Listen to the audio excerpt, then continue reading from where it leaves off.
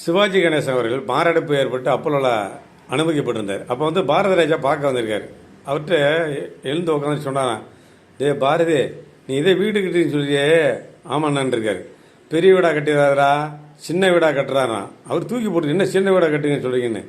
இப்போ சொல்லிருக்காரு, நான் சாப்பிட்டு எப்போ 4 மணிக்கு தூங்குறது வழக்கம். கமலாம்மா வந்து பக்கத்து வீட்டில் படுத்துருந்தது. டீ போடுறதுக்காக ஏஞ்சி கிச்சனுக்கு போயிடுச்சு. அந்த நேரம் பார்த்து எனக்கு ஹார்ட் அட்டாக் வந்துருச்சுடா. இந்த நாக்கு அடியில் வைக்கிற மாத்திரை வந்து கொஞ்சம் தள்ளி இருந்தது. அதை எடுக்கிறதுக்காக கூப்பிட்றேன். ராம்குமாரே, பிரபுன்னு கூப்பிட்றேன், கமலான்னு கூப்பிட்றேன். யாருமே வந்து பார்க்கல.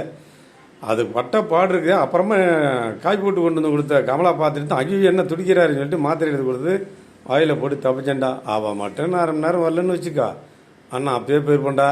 அதனால் பெரிய வீடாக கட்டாத சின்ன வீடாக கட்டிக்கன்னு சொல்லி சொன்னாராம் சிவாஜி கணேசன். அதை கேட்டு அவர் சொன்னாராம், அண்ணே நான் கண்டிப்பாக